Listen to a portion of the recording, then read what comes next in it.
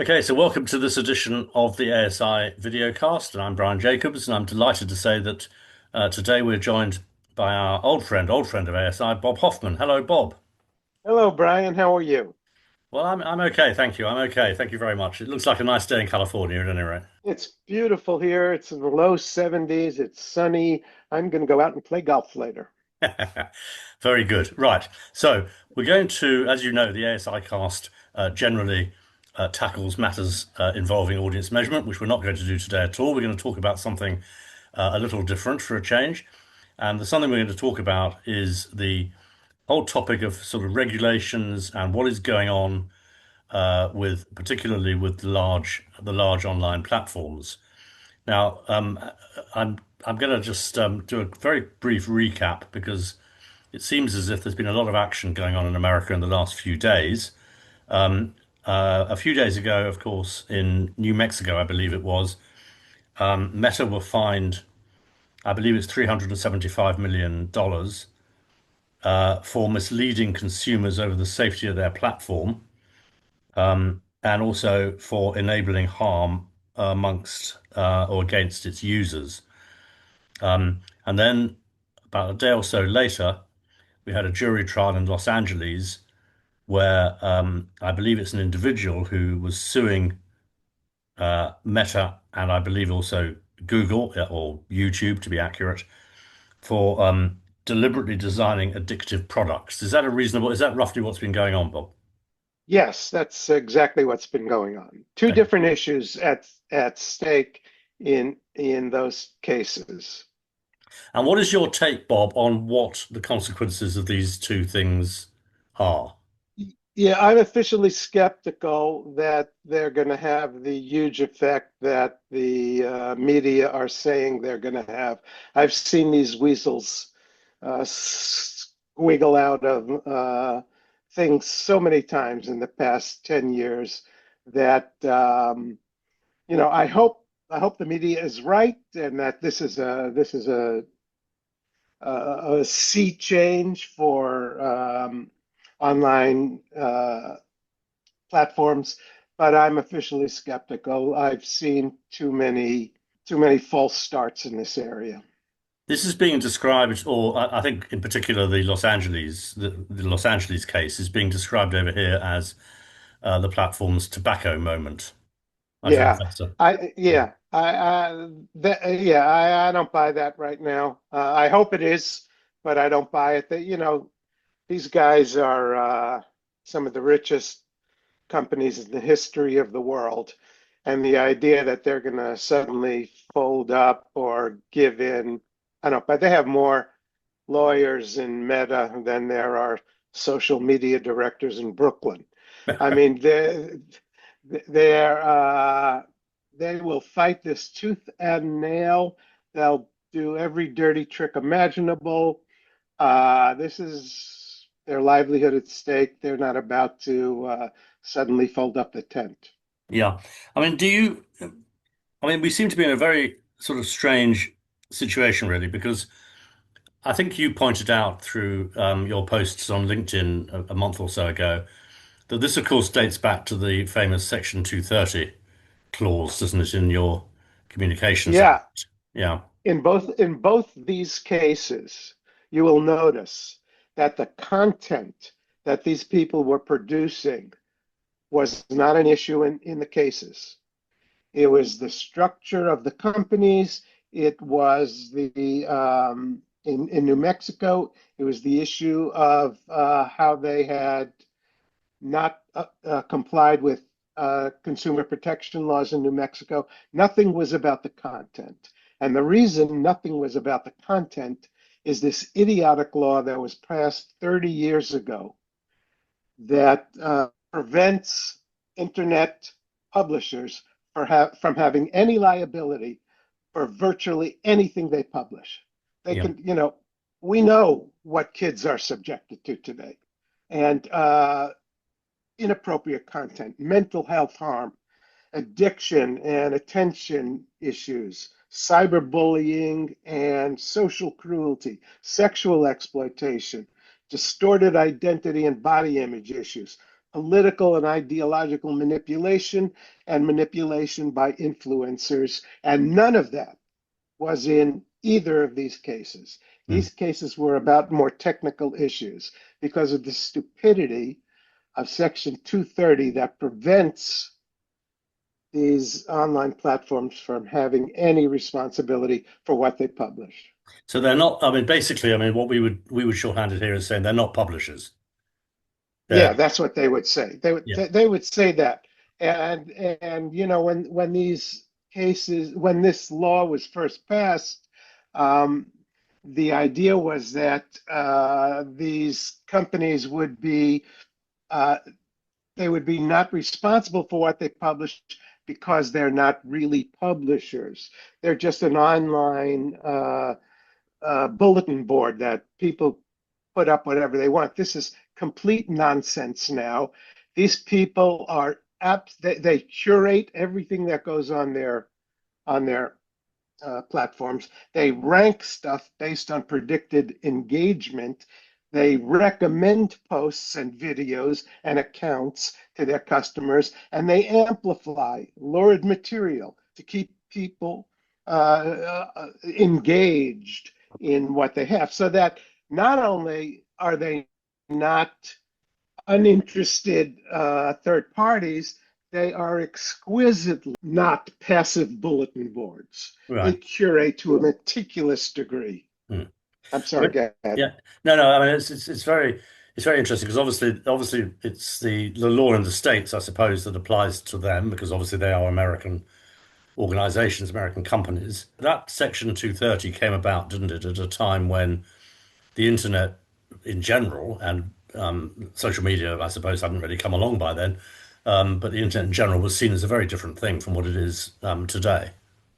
Yeah, the internet in those days was like, who knew what it was going to be? It was like a new thing. Nobody knew. As far as they knew, you know, these online publishers were just passive bulletin boards. They had nothing to do with what was said and what was published. Now it's completely the opposite. They're exquisitely involved Yeah. in what's happening. And in those days, you know, everyone was wanting the internet to be successful, and you know, this was done during the Clinton administration, and they were all high on information superhighway. Remember that bullshit? Mhm. And it's now become the exploitation superhighway. And the law that was passed 30 years ago has absolutely nothing to do with the reality of what's happening online today. Yeah. And this section 230 has to be repealed, or we'll be going through this forever. Now, I mean, you say it has to be repealed. Um, what is the process in, because whenever this comes up over here, of course, everyone just Yeah, shrugs and says, well, I yeah, don't see what we can kind of do about it. Now, I'll yeah, reference something that Zuckerberg said in a minute, but what is the yeah. process in the US The for this to process be in the changed? US is Congress just repealing a law. It's very simple. They just have to say we're sunsetting, is what they call it, Section 230 of the 1996 something Decency Act, I think it was called. And that'll happen in 6 months or 3 weeks or 2 years. That's all they have to do is pass that, and it will become repealed. The problem is Congress is beyond, they can't decide where the men's room is. So getting them to do anything is very difficult. And Mm, the only thing that will get them to do something is the public uprising and saying do something, yeah. because they will respond to their constituents, but nothing else. Is Uh, that likely or possible? it's possible if it's well, or I've been trying to get this organized for a while now, and everyone I speak to agrees that this has to go. I get very little, pushback on whether we should repeal this or not. Very little. And but the problem is organization. I can't organize a solitaire game. I need to work with people who know how to organize this kind of stuff, because once we get it organized and put pressure on Congress, things can happen. There is already bipartisan um, agreement among many senators to get this done. But to get them off their backsides and actually do something, they're happy to issue press releases. But when it comes to getting something actually done, that's a whole other matter. And only pressure from constituents can make that happen, I believe. Yeah. I mean, we've had a very, um, I mean, it has been very sort of front of mind over here in the last few weeks, particularly. I mean, it's been front of mind with people who know about it for a long time, but Yeah, it's had a sort of a much more sort of public hearing as an argument recently because of, I think because of a film that Channel 4 over here screened called Molly versus the Machines. Now, right. this is a documentary, and it's about, I mean, for people who haven't seen it or haven't had the opportunity to see it, it's a true story, documentary story of a 14-year-old girl in the UK called Molly Russell, who took her own life in 2017. Um, Now, it took 5 years for that to come to a coroner's court and for the inquest, as it were, to be completed. And the coroner uh, said that the online platforms, in particular, I think it mentioned Instagram, and I believe Pinterest, but Instagram was the major one here, played a significant role in her, in her death. Um, Now, for one thing, it took 5 years to come to the coroner, because Meta were not, and I don't know about Pinterest, but Meta were not particularly cooperative when it came to handing over data. Now, what Really? yeah, I'm amazingly, shocked. I'm Yeah. sure they couldn't find it. It was down the sofa Yeah. somewhere, and who knew? And meanwhile, this film has now, as I say, been screened, and it's been talked about really quite a lot. Because what they actually did in the film was they obviously weren't able to film the coroner's court in real time because obviously it was a long time ago, 4 years ago. So what they did was recreate it because they've got the transcript, so they just recreated it with actors and played exactly what had happened, with actors playing the key roles. Yeah. Now, since that, there's been quite a lot of discussion around, whether or not, because here there's an enormous fuss about brand safety. So I'm putting the words brand safety in quotes, but there's been a lot of fuss about brand safety and whether or not it is, for example, appropriate for brands here to advertise in news programs, because after all, that's terribly negative news, isn't it? Terrible things happening in the world. So do we want our Yeah. brand associated with news? Whilst at the same time, of course, advertising on an online platform, which is quite literally in this case not audience safe, let alone brand safe. So there's been a lot of noise around this, and I suspect that noise will continue. And of course, we are over here discussing whether or not there should be a ban of social media channels for under 16-year-olds. And there's also something called the Online Safety Act, which is being going through our parliament as well. Now, whether or not any of this would have any effect at all on the platforms is hard to say because, of course, they're not in our jurisdiction anyway. But theoretically, I guess a country could just decide to ban access to these channels to under 16s, which is what Australia has done. Yeah. Um, And I think Spain and there's another Spain is. country that's Yeah. also. There's a feeling. I mean, I have a uh, particular. I don't know what your view is about this, but Yeah. maybe you could give us your view in a moment. My view of this is that Yeah. I'm not sure it would work. Well, in fact, I'm pretty sure it wouldn't work. It's not really working Yeah. very well in Australia. No. Kids are very adept at getting around whatever um, fence posts we put in their way. But one of the really important unreported stories in all this is the culpability of the advertising and marketing industry in all of this. Um, while I have nothing but contempt for Facebook and Instagram and TikTok and X and all of that, I can't find an honest answer to the following question.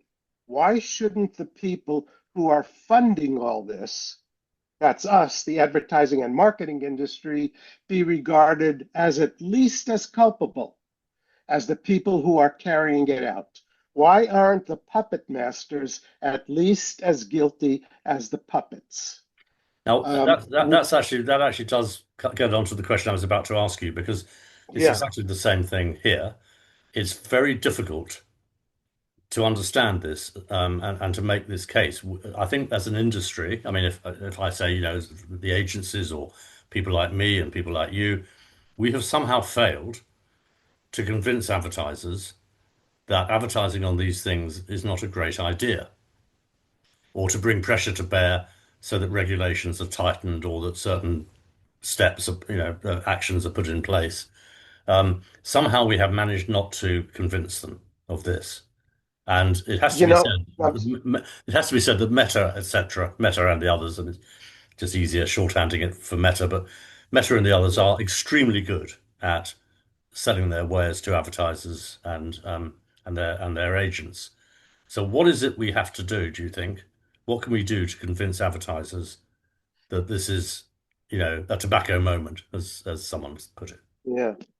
Well, we are the one and only reason that all this dirty work by Instagram and Facebook and etc. is being done. They want our money, and the more they deliver what we want, the more money we give them. Meta gets over 97% of their revenue from advertising. And the only honest conclusion I can draw is that we are directly responsible for over 97% of the harm they do to kids. We are funding over 97% of this.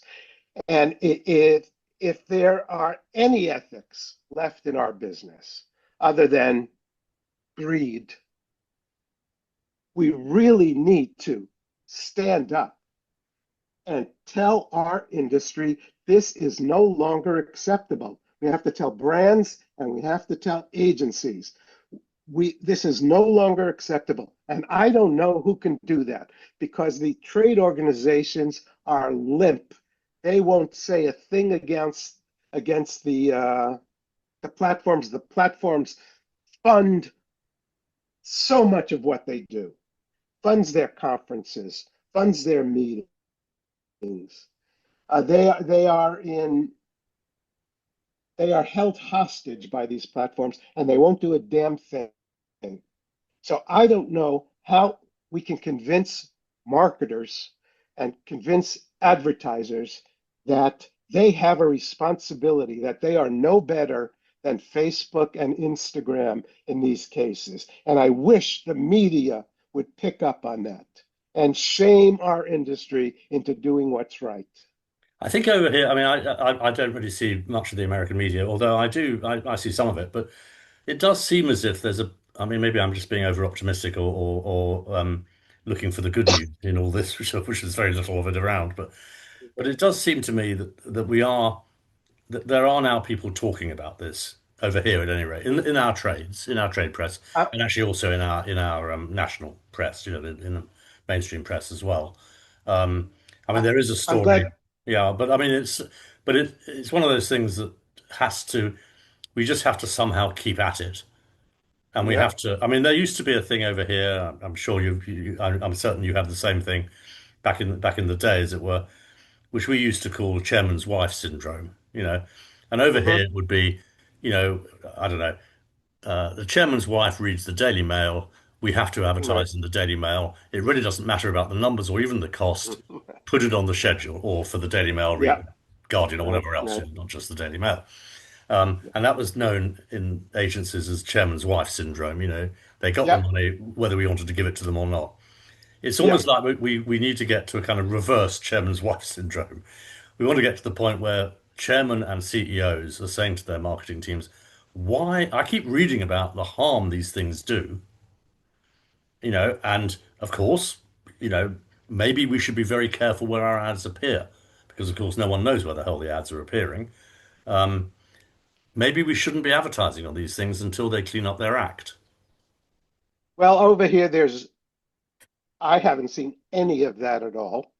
I haven't seen any major media outlets putting the finger on the advertising and marketing industry for this. It's always about Meta and Google, Facebook and Instagram, X and TikTok. It's never about the people who are funding it, who are making all this happen. Mm, And I wish, but the marketing industry doesn't hear it. The advertising industry doesn't hear it. People like you and me are not invited to speak at their conventions. mm, We don't get to tell the story. We don't get to shame them, which they need desperately to be shamed. mm. We don't get to do that. And you know, I wish I had a simple answer. I wish, I'm glad in over there in the UK that there is some public discussion of this.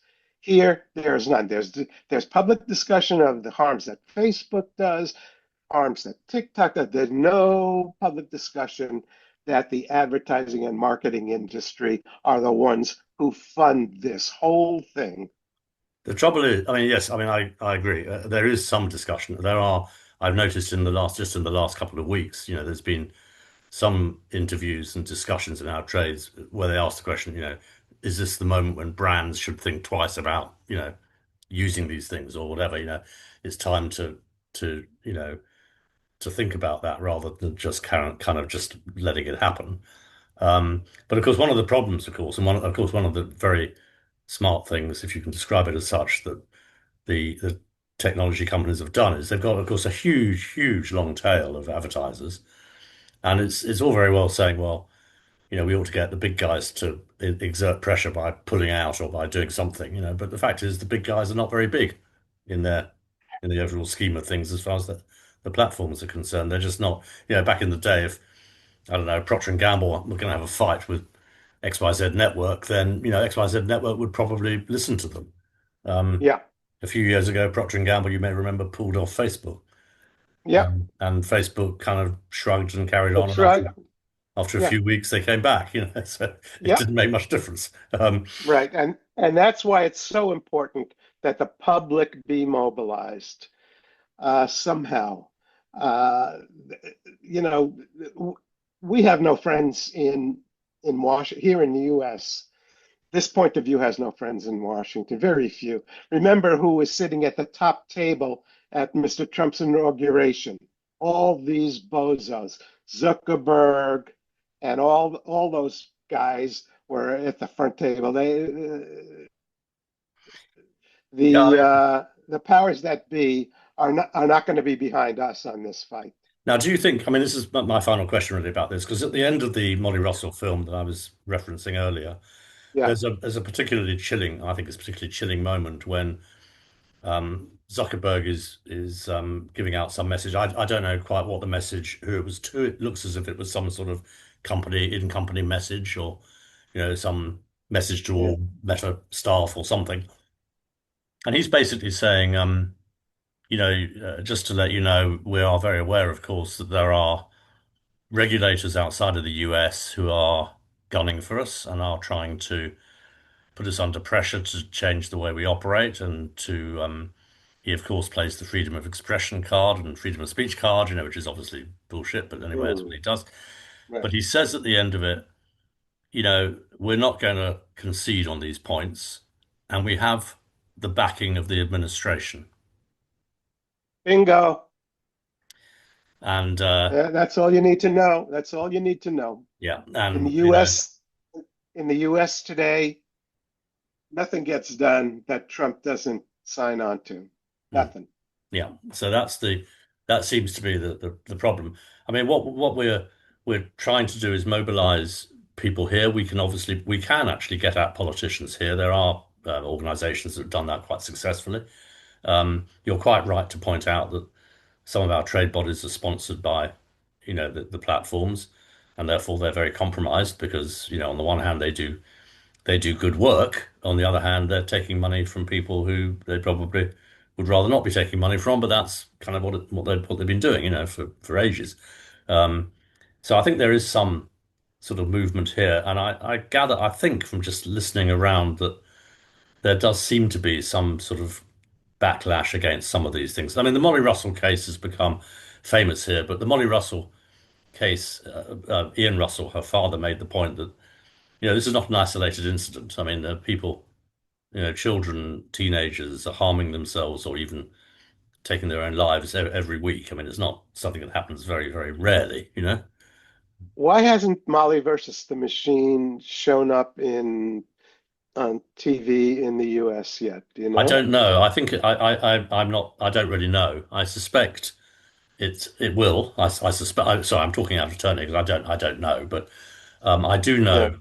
I do know from reading the materials that there's a thing called the Molly Rose Foundation, which is the foundation that Ian Russell set up in memory of his daughter. And they commissioned, or at least they worked on the film, of course, with Channel 4. Um, I believe there is talk of international licenses and international exposure, but I don't know. Um, yeah. I'm not sure. It should be. I do know, well, that there was certainly a suggestion that it be shown at Cannes this year. That I would be think, wonderful. yeah, well, that won't happen, will it? Yeah, Um, I think I mean, yes, it would be very good if the industry was exposed to this. I mean, not just to be exposed to it, but then to have a discussion and a debate about it. Because frankly, I've been, as I'm sure you have, to hundreds of these preview screenings, and I've never been in one where the impact was so great. And this was advertising people. Usually there's a rush to the bar afterwards, isn't there? And this wasn't the case. People were in tears, literally. I mean, people yeah, were very up. It was a very, very moving yeah, and a fantastic piece of filmmaking, and all yeah, credit. And there was a Facebook whistleblower very heavily involved in it. Um, and it was a very impressive piece of work. Um, and I think the work they do is extraordinary, and how, they've been doing it for 9 years, 10 years, so it's pretty impressive. So yeah. maybe it takes a terrible, terrible thing like that to happen, and then maybe it's publicized, and maybe it does become a bit of a tobacco moment, or a moment when people do at last sit up and take notice. We can but hope. And in the meantime, Bob, I mean, I think it's just a matter of trying to get the message across to advertisers in as kind of calm and well argued way as possible. I think that's the only thing we can really do. Hard though it is. I'm anything but calm. That is very true. Well, Bob, it's lovely to talk to you again, and thanks so much for spending your afternoon. And I appreciate we're keeping you from the golf course. So No. uh, so swing slow and keep your head down, Bob. That would be my advice. Yeah. Okay. Thanks, Brian. Thanks a Great to lot, see Bob. you. Lovely to talk to you. Take Take care care. now. Cheers. Bye Yeah. now.